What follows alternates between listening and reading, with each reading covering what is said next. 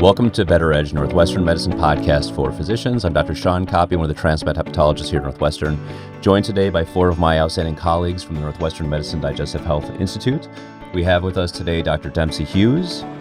Hi, everyone. Good to be here. Welcome. And then Dr. Andres Duarte. Hi there. Thank you for having me. And Dr. Aswaran. Thank you. And Dr. Justin Boyke as well. Thanks for having me. Great.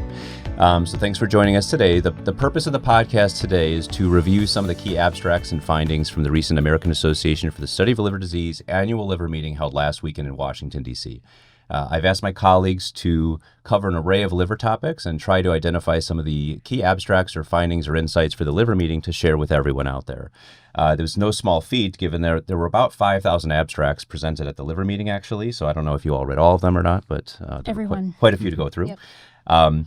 And for those interested who want some of the specifics from some of the abstracts or to review all 5,000 abstracts, you can go to the Hepatology Journal website and download all the abstracts for free if you'd like from the October 2025 supplemental issue.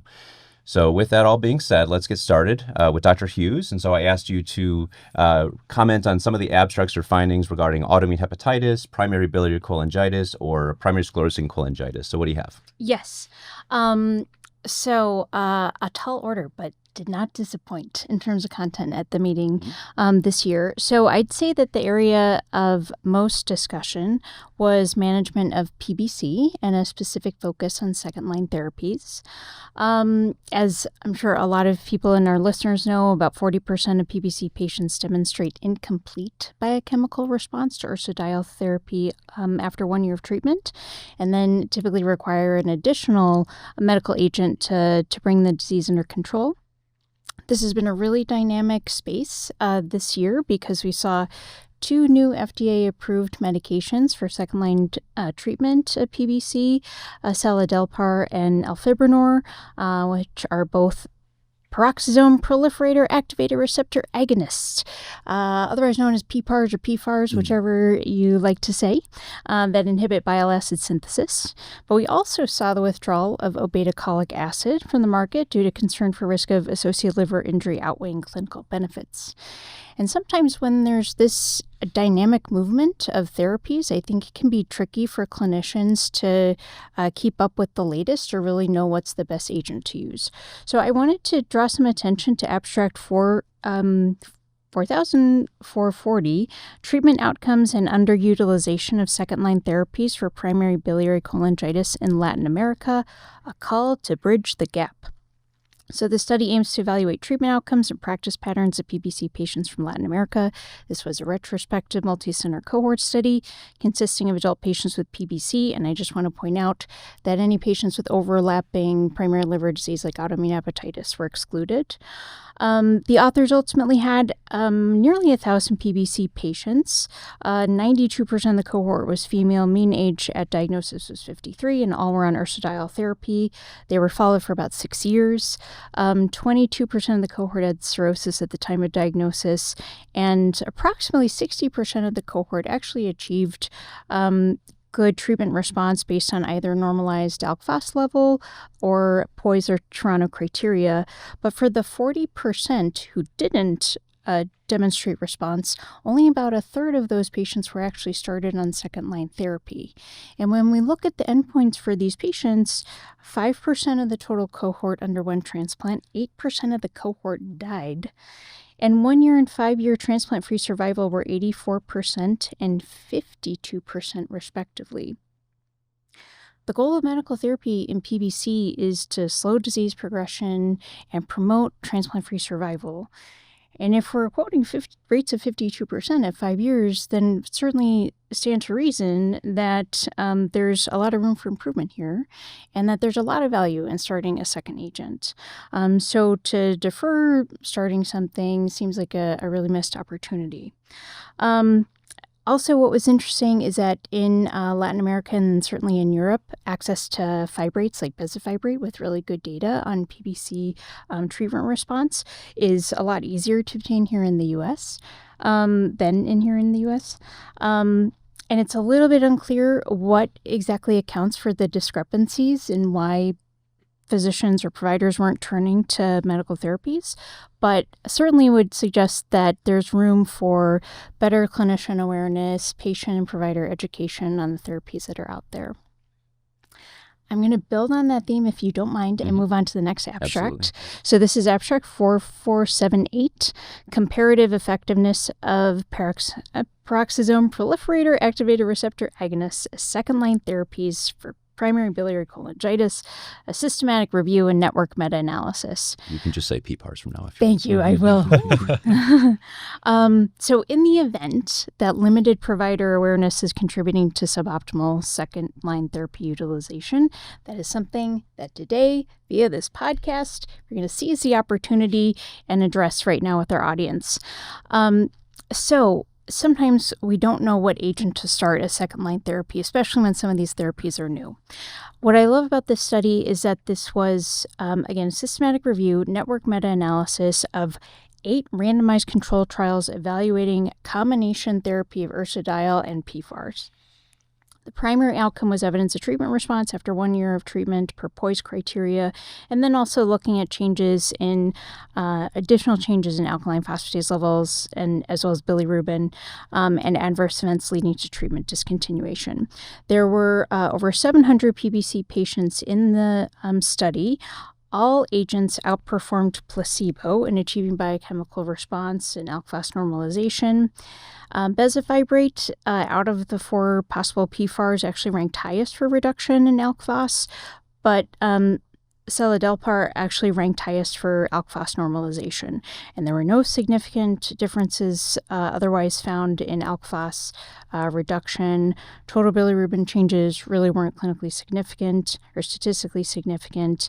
Bonus, rates of discontinuation of any therapy was uncommon. The one drawback to the study is that symptoms and quality of life really were not reported among outcomes. So the comparative effectiveness is limited to biochemical treatment response. But there was a lot of real-world data presented simultaneously at the meeting for both seladelpar and elafibranor that included good signs of reduction in pruritus, improvement in fatigue, in addition to all of these biochemical evidence of treatment response. So in summary, PFAR agonists are effective second-line therapies in PBC, bridging an important gap in therapy.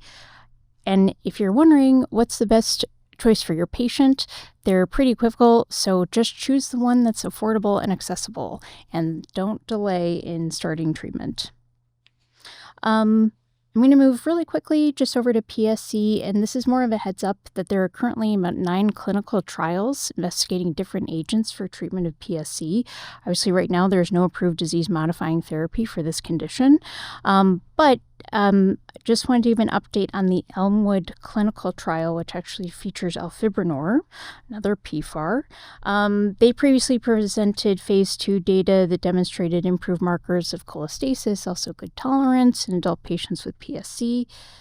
That trial has progressed from double-blind phase to open-label extension, and the results at 28 weeks of that extension were presented last week. And I'm very happy to say that, so let me just back up 1 second. So when patients moved into this open label extension, basically means that people that were in the double blind phase part of the trial were either in a placebo group, a low dose elafibranor group, or high dose elafibranor group. But for the open label extension, everybody went up to the high group or high dose group. And the results are really encouraging. And the results were changes in LFTs, symptoms, specifically pruritus, and fibrosis markers. So there are 63 patients total, and really encouraging response in improvement in alk phos really across all treatment groups, reduction in pruritus across all treatment groups. And what's special about this trial is that it included fibrosis markers, specifically ELF score, and then PRO-C3 collagen biomarkers that were actually reduced in the groups that were on elafibranor the longest, so from the double-blind phase and then into the open-label extension, whereas those that went from placebo to treatment group had achieve stability of fibrosis markers, but not reduction. So some encouraging signs for improvement in symptoms, biochemical response, and even potential fibrosis regression. Last but not least, in the immune-mediated liver disease space is autoimmune hepatitis.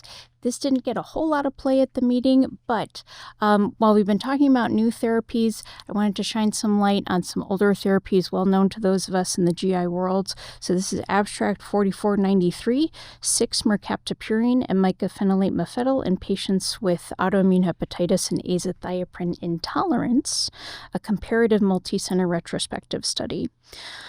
So as so many of us know, azathioprine is an established first-line treatment for autoimmune hepatitis, facilitates weaning steroids, usually very effective, but about a quarter of patients don't really tolerate it and then need to discontinue therapy. 6-MP and mycophenolate have been proposed as alternative therapies. However, real-world and comparative analysis hasn't really been done. This was a retrospective cohort study. It involved adult autoimmune hepatitis patients from 11 centers across Europe and Canada who were intolerant to azathioprine and subsequently switched to 6-MP or MMF. And then they were followed to determine biochemical response, frequency of adverse events, and they had 211 patients in total. 81% of the cohort was female. A little bit of an older age than I was expecting. Median age was 54. The cohort stretched from 39 to 63 years, and the median follow-up time was 5 years. In terms of tolerance, which was the name of the game, obviously these folks couldn't be on azathioprine anymore because of side effects. MMF was better tolerated than 6-MP at a pretty impressive rate, so 89% to 67%. Though there was comparable efficacy in terms of biochemical response, with each agent receiving complete biochemical response. Rates of 66% for MMF, 61% for 6-MP. So I thought that this was important to bring up, primarily because when I think of autoimmune hepatitis, I'm often thinking about younger patients. And although I have actually really come to favor mycophenolate in most of my patients, even as first-line therapy to wean prednisone, for those that are of reproductive age, mycophenolate is a non-starter. And so 6-MP may provide this alternative to azathioprine for those younger patients. I would love to see some further data with a younger patient population and longer-term outcomes just to prove that point. Yeah, that's great. And I think one more piece of information about mycophenolate and how it generally performs as well as azathioprine. And I'm glad you mentioned using it possibly as first-line therapy. That was going to be one of my questions for all you guys is, what do you go with for your patients that aren't of reproductive age? Do you go for mycophenolate or do you use azathioprine first? And which one do you go with? I usually start with azathioprine. I have used mycophenolate in a few patients as primary treatment. And the reason why I do azathioprine, because there is actual clinical trials showing that mycophenolate is probably probably superior to an azathioprine. It's just because there is so much accumulated experience, 1 and 2, because it's just easier to get. So not having to go to the hassle of the prior authorization for mycophenolate, it's also kind of simpler. It's just simpler.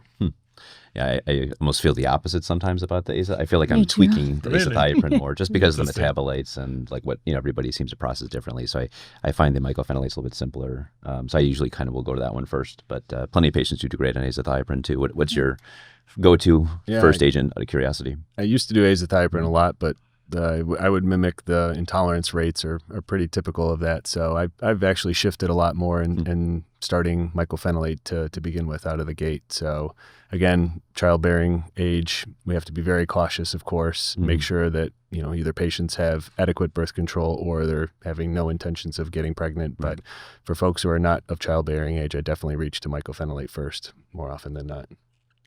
Old school, or are you? Yep, old school. That's fine. Yeah, I still works. go to azathioprine first line. I tend to actually have patients that have the GI side effects more with mycophenolate when I do use it, and I find that it's just easier to use once a day. Follow metabolites? I don't check them before. I check the white count regularly and titrate to that. I don't typically follow metabolites, but I have a few that I actually require allopurinol use in combination, and those folks I'm definitely following metabolites.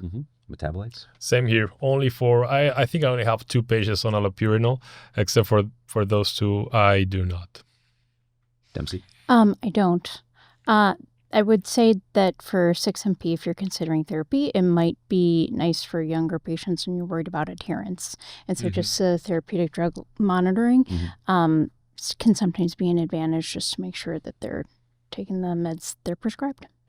Cool. I do metabolites a lot, to be honest with you, just because I've seen so many instances where sometimes you think you know where you are with it, and then you just find these big variances sometimes with patients, and sometimes catch those, metabolized, or this, where you have to introduce the allopurinol as well. So I kind of find it, we use immunosuppression levels all the time for Tacro and sirolimus and everolimus and all these type of things. So it seems like we have a marker that we can possibly follow. So I just generally like to use it. So, but it's interesting. We're so individual, I think, with autoimmune hepatitis. This is the case with patients too, right? I mean, they all have different responses and so forth too. So.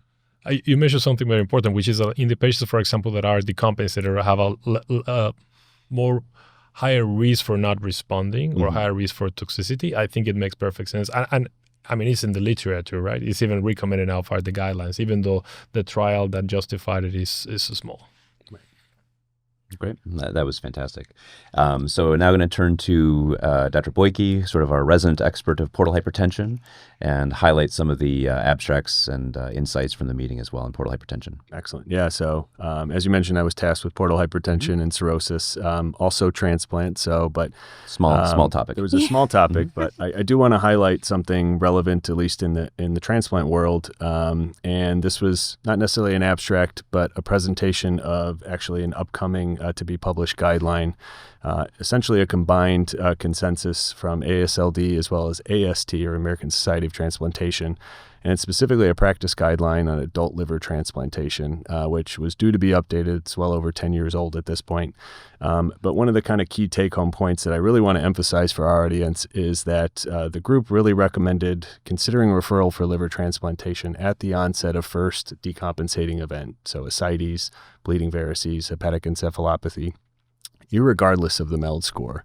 And they acknowledge that there's this old teaching of a MELD score 15 is really the inflection point of when somebody should be referred for transplant. And they commented that a lot of the data doesn't necessarily support that in this day and age, especially as the etiologies of liver disease have changed. And so that there's actually a survival benefit at a lower MELD score more likely. So they didn't necessarily anchor on a specific MELD score of when to refer. They said there's probably a survival benefit around 12, but the fact that once that patient has that decompensating event, that's really when somebody should be referred for transplant. So I think that's important for our audience to know and to take home, is that, the old teaching of, we're adherent to the MELD score for referring somebody for transplant is really, out at this point in time. MELD score is an allocation policy as opposed to when someone should be referred. So really, if that patient in front of you has that first decompensating event, that's really the time to get them referred. And the guideline is really emphasizing that, and that was presented at the meeting. So I just wanted to call attention to that as it relates to transplant. So yeah, and I mean, you've been preaching this from the moment I've met you, and giving some talks about this as well, about the importance of early referral for transplant as well. So it's nice to see this more kind of formalized in the recommendations. And exactly. The MELD is important, obviously, as mentioned, but at the same time, there's a lot more to it. And we know that our sick liver patients don't all have high MELDs, and I think with whether it's living donor liver transplant or different avenues to help patients get transplants, it's also a better idea to refer patients earlier and get them plugged in, as you've mentioned. So it's fantastic. Exactly. So yeah. Moving a little bit now to the portal hypertensive space. A key thing I want to set a little bit of a framework here for some of the abstracts I want to present. So the most recent AASLD guidelines, as well as Baveno, or the European guidelines, advocate and recommend for non-selective beta blocker use, specifically carvedilol, really as primary prophylaxis for variceal bleeding over endoscopic band ligation alone. There is, however, some conflicting data, and there was in the past limited data, specifically in patients who have decompensated disease, particularly those child B, child C cirrhotics, when using just carvedilol alone for primary prophylaxis of bleeding varices. And so there's actually a trial that came out earlier this year that was the Kavarli trial. It was published in Gut by Dr. Sarin's group out of India. And it was an open-label randomized trial with 3 arms: carvedilol monotherapy, band ligation monotherapy, or combined carvedilol with band ligation.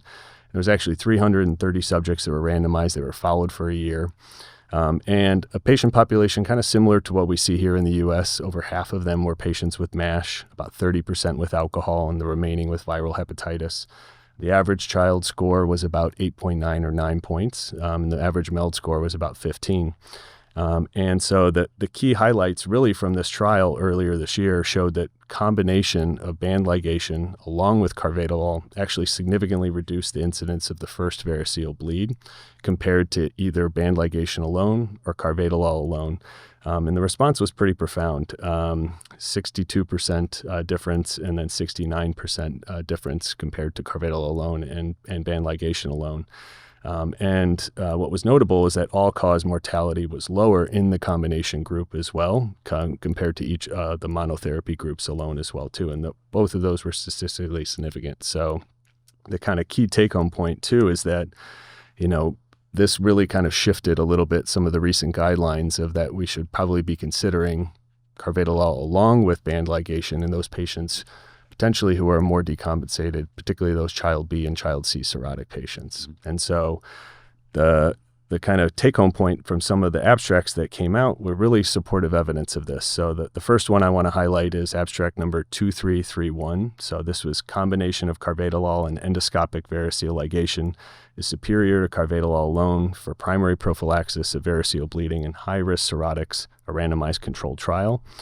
This was out of a group in India as well too. So this was single center, prospective randomized open label with 80 subjects who had cirrhosis and had already defined large varices with high-risk features, particularly red signs, at a baseline endoscopy. And they were randomized to carvedilol alone versus carvedilol and band ligation, so dual therapy. And what they showed was that the first variceal bleeding was significantly higher in the carvedilol alone group at about 25% compared to 8.3% in the combined therapy of carvedilol and band ligation. So, and similarly to Kavarli, they showed all-cause mortality was actually significantly lower at 5.5% in the dual group compared to 22% in the carvedilol alone group. So this really kind of supports another randomized trial, albeit smaller, supporting similar data that combined therapy can be beneficial.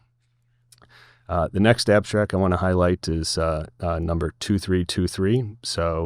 And that was entitled High Risk of First Acute Variceal Bleeding in Mast-Cell Decompensated Advanced Chronic Liver Disease Patients Receiving Carvedilol-Based Primary Prophylaxis. It keeps going. A matter of insulin resistance. Is it time to personalize prevention strategies of acute variceal bleeding according to etiology? This was out of the group of Italy. What they did was actually prospectively enrolled 76 patients either with MASH or viral hepatitis, and they were put on carvedilol alone, and they were followed for 12 months.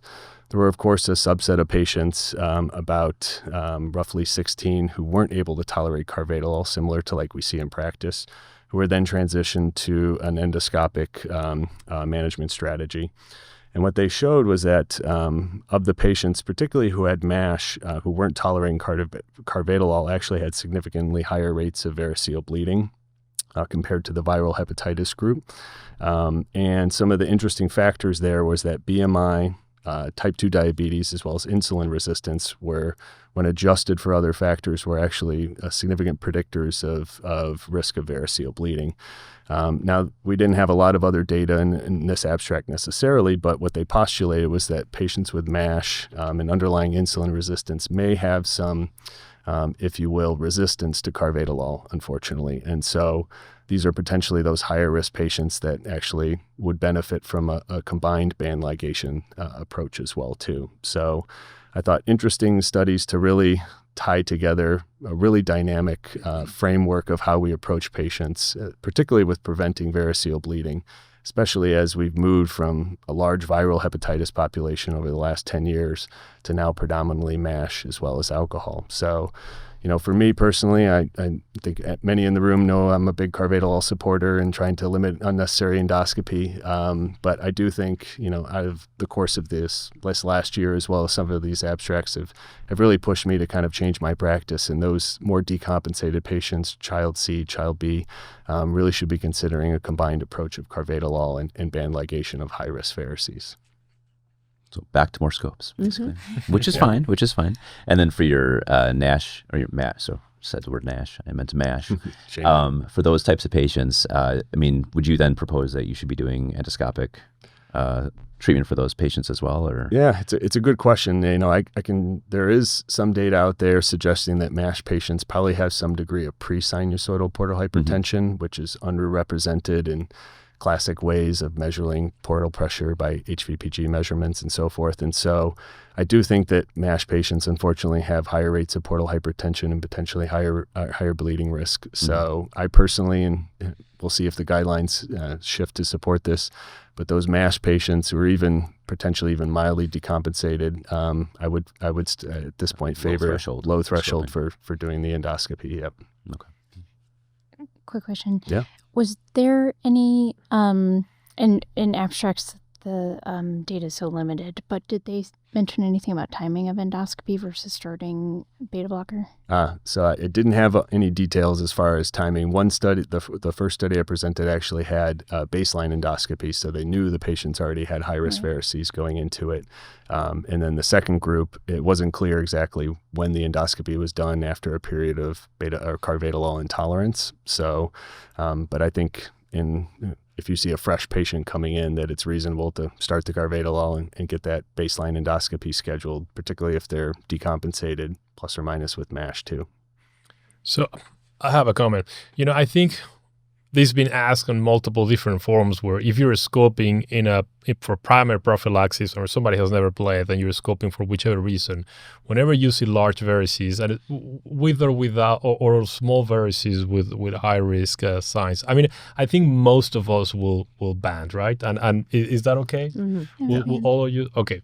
So now the question, and I don't know, I'm assuming because it's an abstract that's still not going to be there, but recently there was a manuscript associating the risk of post-banding ulcer bleeding to the number of bands that you deploy. Mm-hmm. So one question: did they report the post-banding bleeding? No, neither abstract, unfortunately, or posters had those reports, but that is something that AASLD guidance, cautioned, is that banding is not risk-free, right? So that is too detailed, and that's fine. But let me ask here, how many bands do you guys usually place? Do you go with a 2-bander and do 9-10, or do you stay at 4-3? What is your usual? Less is more for me. Less is more. Yeah. Agreed. Yeah. Start distally and maybe 4 max. Yep. Very good. Same. Okay. And I definitely try to not go higher than midway up the esophagus because your yield is lower. Patients are going to have more discomfort. They're not going to want to come back for the second endoscopy. So I agree. A few bands, I'm virtually never reloading the bander for a second round necessarily. I don't think I have reloaded probably since fellowship and when I wanted to band more. But yeah, I usually do anything between 2 and 4. I think that nicely placed bands distally are better than too many bands. Yeah, I would agree. Yeah, sounds good. Great. That's fantastic, Justin. Appreciate that. And so moving on to Dr. Sheila Swaran here to talk about steatotic liver disease. Yes. And highlight a few of the abstracts from the meeting on that. Yes, it was a large topic, of course. Steatotic liver disease is, so prevalent in our patient population. So I tried to make this as most clinically relevant. Obviously, there's a lot of new medications in the pipeline for MASH. So I didn't want to focus too much on those until we have them available. But I wanted to just talk about the spectrum of steatotic liver disease. Mm-hmm. At one end of the spectrum, we have a metabolic associated steatotic liver disease, which would be just purely related to the metabolic syndrome. And then on the other end of the spectrum, alcohol liver disease. And then we have everything in the middle, MET ALD. So I wanted to highlight for the first abstract the new definition of clinical obesity that was published in Lancet in actually January. And we're trying to move away from the BMI definition of obesity. And so one of the abstracts, abstract number 2006, was titled "The Validation of the New Clinical Obesity Criteria for Steatotic Liver Disease in the United States." As I mentioned, we're moving away from BMI, and the new clinical definition really involves more detailed anthropometric measurements, specifically weight circumference, hip to weight ratio, and height to hip ratio. And so using these criteria, how are we looking at the steatotic population? And can we predict if they have steatotic liver disease, and can we predict if they have at-risk steatosis as well? So the authors from UCSD looked at the NHANES participants between 2017 and 2023, and they looked at the cohort of patients that had a transient elastography, and some of those also had an MRE. And they identified those patients with steatotic liver disease. From there, they looked at whether or not they looked at their BMI cutoff, and then they looked at their weight circumference. The authors showed that a higher BMI, greater than 35, was associated with a greater than 8 odds ratio, and those with a high waist circumference had an odds ratio of 13 for fibrosis, so advanced fibrosis. So I bring this up because right now, I don't know in the community's clinic, but in our clinic, we don't use the waist circumference as a vital sign. And I think we will be seeing this in the future, especially with our increasing MASH populations. There have been other studies looking at this. There was a American Journal of Gastroenterology paper really looking and trying to understand where the inflection point is for at-risk MASH. The weight circumference in the abstract identified that the inflection point was at 85 centimeters, and 100 centimeters was reported in the full manuscript. So I think we'll have to see where that number is determined and how we can predict at-risk MASH using that measurement. So I thought it was interesting. Yeah, and you wonder too if it may sort of increase the accuracy of some of the non-invasive sort of testing, right. Like the NAFLD score or something like that. BCTE. If you replaced it with a BMI with something like a waist-hip circumference ratio, would you get better, even better information? I don't know. Who knows? Yes, or transient elastography plus weight. Some combination of scores or something like that. Yeah. So more to come on that. And then shifting from one end of the spectrum to the other, looking at identifying those with steatosis that may be underreporting their alcohol use, or also identifying those that maybe have a combination of metabolic and alcohol liver disease. So this was abstract 0011, looking at how the PEth test is used to subclassify steatotic liver disease, and it being a marker for alcohol use disorder. So we all use PEth clinically in our practice, especially when an individual is reporting alcohol use. But thinking about the PEth actually not only being a measurement of alcohol to excess, but actually alcohol use disorder, and then using that then to refer to or treat alcohol use disorder. So this abstract was titled... Real quick, for those not familiar with what a PEth is, yes. Obviously we use it quite a bit, but and we're seeing it increasingly used more and more in the community, but can you just describe what a PEth score is? It's a blood test that's used to indicate alcohol to excess for 3 to 4 weeks of duration. So kind of almost like the hemoglobin A1C of alcohol use, essentially. So. And, talking to patients about ordering the PEth before we get the result is important. And the way I approach it with patients is using it as a biomarker. If a patient comes to me with elevated LFTs, chronic hepatitis, or steatosis, using it similar to the serologic workup for autoimmune hepatitis or other genetic causes of liver diseases. So it's not supposed to be meant as a gotcha test. It's supposed to be meant as a test to determine how much alcohol may be contributing to their chronic liver disease. So this abstract was entitled A Prospective Study of Phosphatidylethanol, PEth, as a diagnostic biomarker for identifying alcohol use disorder among participants at risk for steatotic liver disease. So this was also out of UCSD. The authors identified 600 patients that had obesity or that were overweight. They were given an interview, a physical exam, laboratory testing, FibroScan, and also given an Audit-C test, a lifetime drinking history, and a PEth. And so the authors determined the alcohol use disorder based on the DSM-5 criteria. And they determined that a PEth score greater than 43 had a pretty good diagnostic accuracy for alcohol use disorder. So Yikes.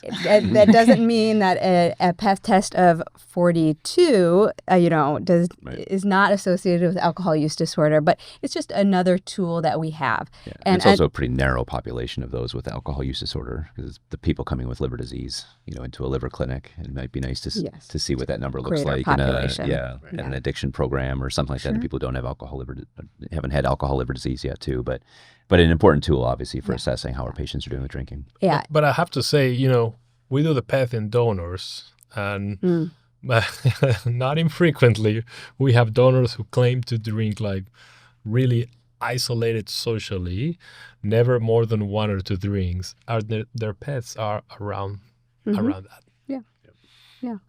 And it probably doesn't matter too much, the cutoff, but just that if you identify someone with steatosis with a positive PEth, you should talk to them about alcohol, offer medication-assisted therapy, counseling, and then talk to them about how a decrease in alcohol may benefit their liver health. Yeah, I mean, I feel like we sometimes see 2 types of situations too, where we have our patients who clearly have MASLD and clearly likely have some non-alcoholic fatty liver disease, and also sometimes don't probe the alcohol use enough, or it doesn't get addressed. But on the flip side of we also see plenty of patients who, if they have high liver tests and they say, yeah, I have some drinks, you see plenty of providers jump to the assumption that alcohol is causing the liver problems and then miss other diagnoses as well. So, Just curious, did the Audit-C correlate with PEth results too, or? It didn't, no. Yeah. So I think, Audit-C is not perfect by any means, right? But probably only picks up those highest risk individuals. So, and it should be used as a screening test, right? And can be implemented in the electronic medical record as well. So I think that's an opportunity for community physicians. Great. The next abstract that I picked out was abstract number 175 regarding recompensation. Thank you for the suggestion. I appreciate that. Recompensation in patients with... Justin did read all 5,000, by the way. Yes. Almost done. Every year. This article, this abstract looked at the recompensation in patients with decompensated metabolic associated liver disease, alcohol liver disease, and MET-ALD, looking at what is the likelihood that patients will recompensate. Recompensation is defined by the Bivino group, improvement in clinically significant portal hypertension and lab values after a year with therapy. So all the things that we do to support our patients with decompensated cirrhosis were implemented, and then what is the outcome of those patients in those three groups. So this was out of University of Pennsylvania. They took the three groups: MET ALD, alcohol, and just metabolic liver disease between 2001 and 2005. They followed the patients every 6 months. There were 400 patients that were enrolled in this study. The first decompensating events were ascites, encephalopathy, variceal bleeding, what we see clinically. And then they followed the patients over time.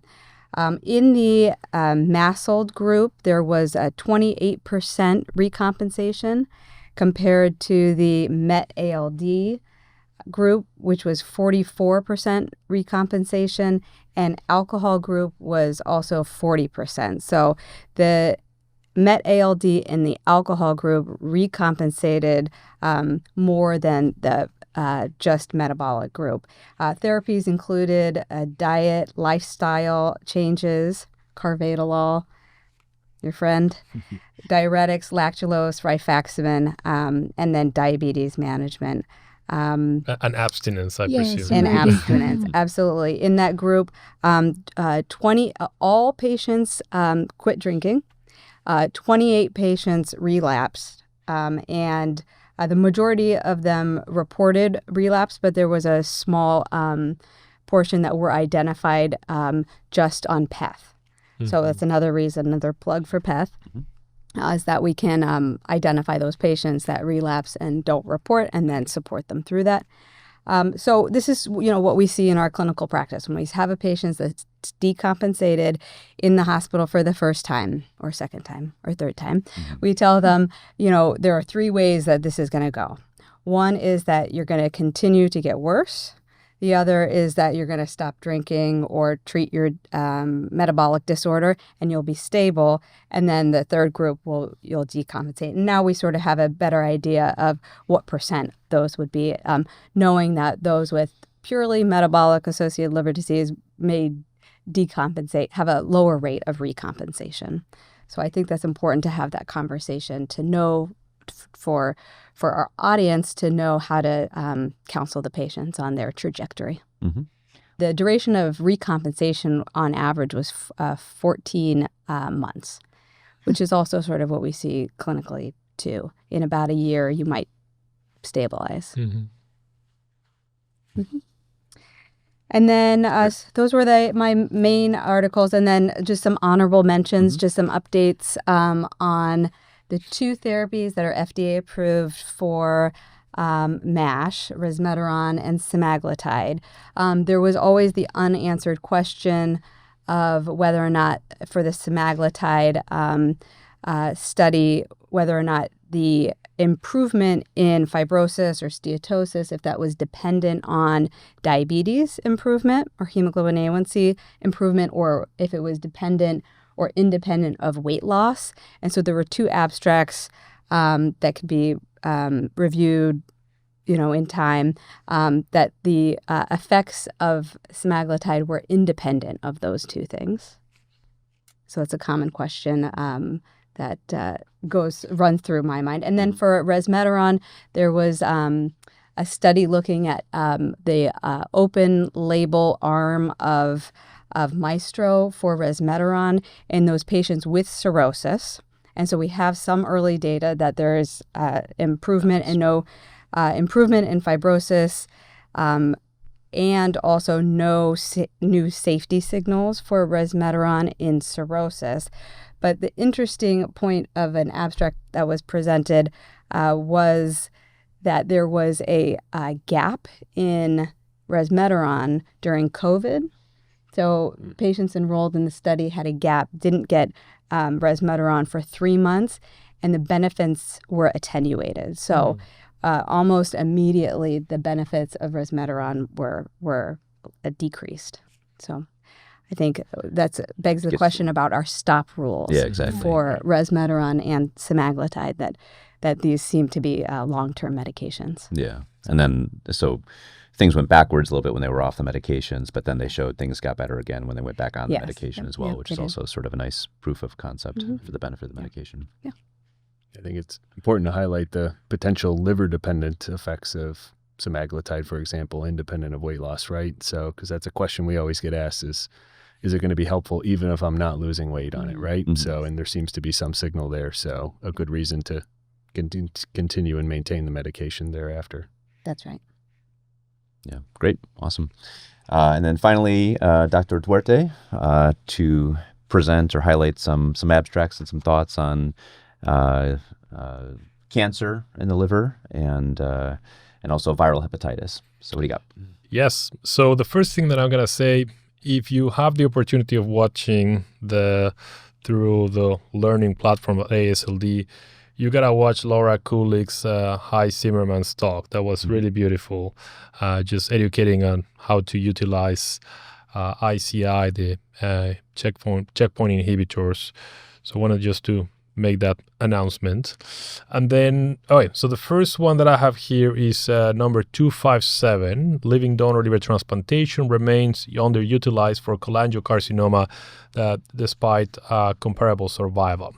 So this is a study from University of Pennsylvania, and basically what these guys did is that they just took all of the database from UNOS for 20 years, 2002 to 2022, and then just did an analysis and showed the most important things I will say from the study are the charts, which I'm not going to be able to show here, but you can see how there is in patients for cholangiocarcinoma, and keep in mind it's unclear how many of these were perihilar, how many of these were intrahepatic.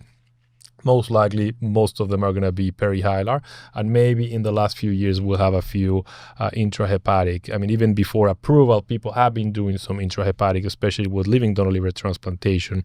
So out of almost 1,300 waitlisted patients, you can see a beautiful increase throughout all these eras in these 20 years in the increase of patients being transplanted for cholangiocarcinoma. These are most likely patients that were fulfilling the UNOS criteria and fulfilling all of the chemotherapy and the criteria that we utilize. We know there are a few outliers, transplant centers that do not follow those regulations, but you can presume that most of them are within criteria. But at the same time, you can see how living donor liver transplantation just remains stagnated. So that didn't go up.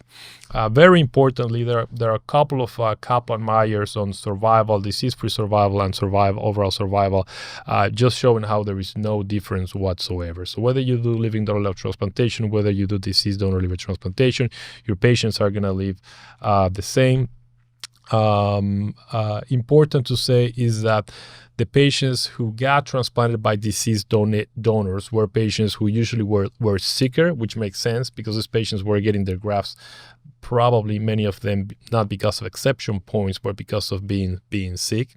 But the patients who got the living donor liver transplantation had a more advanced tumor. So those patients, so in other words, if you're able to bring your patient earlier to the clinic when your patient is not so decompensated, even having a more advanced tumor should provide you the same, if not probably a little bit of a better overall survival once you're able to get your patient transplanted not so sick. The rate of living donor transplant, do you think that was limited by virtue of less programs operating or other reasons? So absolutely, and that's actually one of the limitations of the abstract, because there is definitely a limitation to number one, there are not that many transplant centers that are actively doing more than 5 to 10 transplants, living donor liver transplants per year. So, and most of those transplants that are, I guess, as J.C. Caicedo will say, boutique transplant centers, most of those transplant centers might not take a risk for a patient that has a higher risk, like, for example, intrahepatic cholangiocarcinoma, or somebody in whom, why would I risk my patient with recurrence of cancer if I can just do my patient through a regular deceased donor transplantation? So there has to be that. It's just not being addressed in what we have right now in this abstract. I mean, right now we should close the year with 23 living donors. So we've been able to grow the transplant program, and we're doing all takers on intrahepatic and perihilar cholangiocarcinoma. And I think there are probably 10 to 20 transplant centers that can do this in the United States. So I'm surely we're seeing mostly numbers from those transplant centers. Okay, so the second one that I have, this is a late breaking abstract on a screening for HCC, and this is number 5009, performance of a multi-target blood test versus ultrasound in detecting early hepatocellular carcinoma, results from the ALTUS prospective study. So the ALTUS study is something registered in clinicaltrials.gov for the OncoGuard liver. So the OncoGuard liver basically is just a test that will look at multi-targeted DNA, like circulating DNA, along with gender and along with alpha-fetoprotein. So you kind of combine those three parameters. It's kind of similar to what we've been doing in our practice, the GALAD. I mean, the GALAD, you do the AFP-L3, and you do the DCP. So, I believe that also takes age and sex. But, here you're taking basically the DNA, AFP, and sex. And so with that combination, this is actually an interesting study. It's many centers. They actually were able to recruit over 3,000 patients, and they basically just gather patients. The patients were having like their usual screening for ultrasound plus minus AFP, and they will draw the test and do this methylated DNA markers, this ALTUS test, and then within the next 30 days they will do a CT scan. So basically they were targeting for those tumors that were missed by ultrasound. So the patient already had a tumor, which is kind of similar to how GALAD has been studied, and it's important to take this into consideration. So with that profile, the sensitivity for this study was 70% with a sensitivity of 53% for ultrasound versus ultrasound plus AFP. The specificity was 82%, but however, the specificity for ultrasound plus AFP was 97.7%. So, I mean, you're basically just looking at a trade-off of, a more sensitive test with lower specificity, but the accuracy really, I was not impressed that this accuracy was really very that important. And I want to point out this because probably the GALAD that has been reported before might be a little bit more sensitive, or has shown that the increase in sensitivity is like almost 20 points, with not such a drop in specificity as you can see in this study. So interesting, something to look into. I think we all want to see all these tests. We all believe that these tests with circulating DNA, methylated, etc., is something that is going to be useful in the future. So just keep tuned. Let's see how it works. The other thing that is important, probably to just as a little critique, is that, again, this is looking at tumors that were missed by all screening of modalities, because within 30 days is that they diagnose that HCC with a CT scan. Different, for example, we offer here the GALAD on a randomized clinical trial. So different to that, where we actually are like this Dr. Cooley, who is doing this like a cohort study just for incidental HCC rather than prevalent HCC as in this study. Okay, so my third one is number 15, leveraging immunotherapy for transplantation in hepatocellular carcinoma, analysis of 375 patients receiving pre-transplant immune checkpoint inhibitors. So this is 12 countries recruiting 375 patients. They gave them ICI, checkpoint immune checkpoint inhibitors to their patients, and then they followed what were their post-transplant outcomes. And I don't know, they say that this is positive, but I cannot say that this is very positive when you're seeing that graft loss was seen in 15% of patients and retransplantation was seen in 44% of patients, and 56% of patients died. So, we've been talking, very important to say, I missed that the washout period on average between the last ICI dose and transplantation was 72 days, which it should be okay. I mean, we should recommend 90, but actually there is Laura presented on one of her slides that 42 probably is like a good time point as the minimum that you need to have. So 72 sounds appropriate. But yeah, these patients who a lot of them were outside Milan, a lot of them were outside UCSF. Actually, the majority of them were outside UCSF. There were some early cases, so it's a very broad population. I think it was 22% that were Barcelona BCLC-A, but you also have most of your patients outside of Milan and UCSF. So very different population. They conclude that if your AFP is low, you can transplant patients outside of Milan or San Francisco with ICI with good outcomes, but I'm not sure we can call good outcomes survival, by the way, of 4-year survival of 65%. So if you keep in mind that we usually use like 60% our 5-year survival. Mm-hmm. I'm pretty sure that this 4-year at 65 will cross the 60% threshold once we actually see the final result for 5 years. Yeah, I mean, it seems it's good to be sort of pushing the boundaries, trying to figure out how aggressive can you be with transplanting some of these patients, but trying to find that sweet spot where, which patients have too much advanced disease, where you're not going to be able to have good outcomes at the end. So, and there's very limited data on this. So I guess it's helpful in that regard, sort of at least starting to, gather up some of this data on these patients that have more advanced disease and trying to identify which ones might do well and which ones, we shouldn't proceed the transplant. So exactly. It does sound like that. Like we need to like clean up like all of these cases and understands which are the ones that are going to do well. Because like we've transplanted patients with ICI. We actually discussed a case today, ICI for a year, mm-hmm. Invasion of the portal vein, etc. And even people that have had like extrahepatic metastatic disease that go through resection, and after years of being so stable, or many months, over a year of being so stable, and they do great after transplantation. So this is definitely a beautiful tool for some of these patients with aggressive tumors or that we're catching at an advanced stage.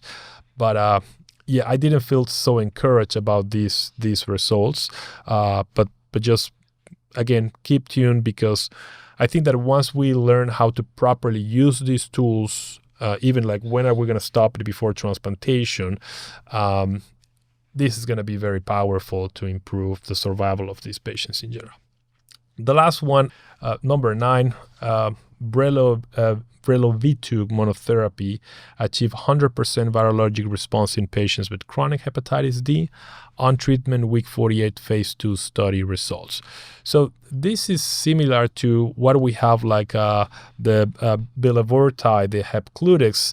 By the way, we have a trial on that with Doctors Ganger and Chong, who we provide this other medication to our patients here for hepatitis D. But this is kind of like your new HBIG. Instead of the other medication, bulevirtide, that actually goes through the NCTP transporter and blocks the entry of hepatitis D, this actually is a human antibody against the receptor, and that's how it blocks the entry of hepatitis D. So it's kind of a safer HBIG, I guess you could say. It's a phase 2 study. They gave this medication through 3 different regimens. They're a little bit complicated, the regimens, but basically they did like a low dose every week for the whole duration of the study, a medium dose 600 mg every other week, and then they did another one with a high dose, 900. The first one was 300. So 300, 600, 900 milligrams.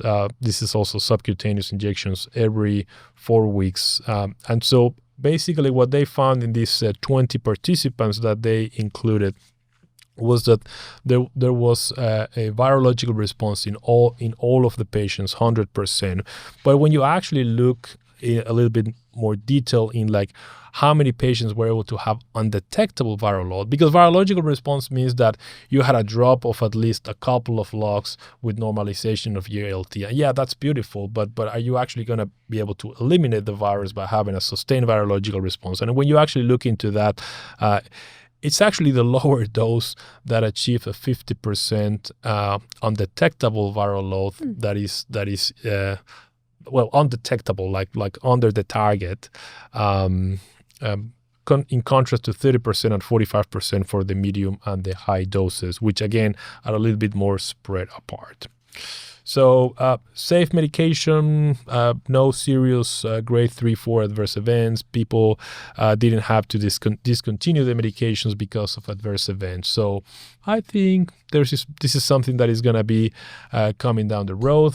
Who knows? This is probably something that we actually might be using in transplantation for hepatitis B, as it's just doing exactly the same as HBIC is doing, and maybe we'll have a safer medication for our patients that will be transplanted with hepatitis B in the future. So I think this is an important drug, something to discuss, and direct comparison with bulevirtide will be also relevant to see in the future.